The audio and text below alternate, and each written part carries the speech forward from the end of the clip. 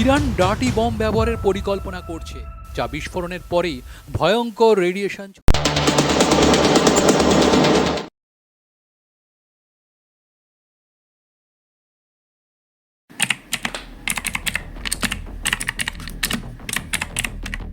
America ইসরায়েলের যৌথ হানায় বিধ্বস্ত হলেও প্রত্যাঘাত থামায়নি ইরান, বরং তেহরানের হামলায় বিধ্বস্ত হয়েছে ইসরায়েল। চরম আর্থিক ক্ষতির মুখে আমেরিকা। এই আবহে চর্চায় ডার্টি বম।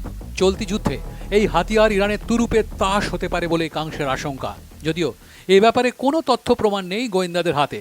কিন্তু কি এই ডার্টি বম? আদতে এটি একটি সাধারণ বিস্ফোরক, তবে এর মধ্যে থাকে সাংঘাতিক তেজস্ক্রিয় পদার্থ, যা বিস্ফোরণের পরেই ভয়ঙ্কর রেডিয়েশন ছড়িয়ে দেয়। পারমাণবিক বোমার মতন ধ্বংসাত্মক না হলেও কিন্তু এর প্রভাব যথেষ্ট ভয়ঙ্কর হতে পারে।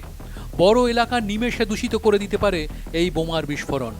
নির্দিষ্ট এলাকা সাধারণ মানুষের বসবাসের অযোগ্য পর্যন্ত হয়ে যেতে পারে এর ফলে।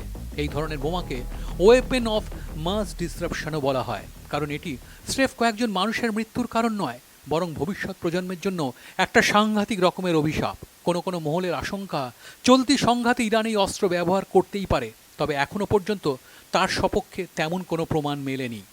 ইরান ডার্টি বম ব্যবহারের পরিকল্পনা করছে এমন কোনো দাবির সত্যতা নিশ্চিত করেনি বিভিন্ন আন্তর্জাতিক গোয়েন্দা সংস্থাও। তবে এরপরেও আশঙ্কা থেকেই যাচ্ছে বলে দাবি বিশেষজ্ঞদের একাংশের।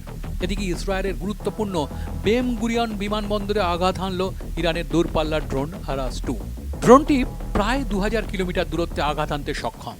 সামরিক বিশেষজ্ঞদের মতে আরাস-2 একটি আত্মঘাতী ড্রোন। এতে উচ্চ ক্ষমতা সম্পন্ন বিস্ফোরক বহনের পাশাপাশি উন্নত নেভিগেশন গাইডেন্স সিস্টেম রয়েছে। পাশাপাশি এই ড্রোন এয়ার ডিফেন্স সিস্টেমকেও ফাঁকি দিতে পারে। এখন দেখবার বিষয়, ডার্টি বম্বের হাত ধরে ইরানের শত্রু নিধনযোগ্য ঠিক কত দূর এগোতে পারে।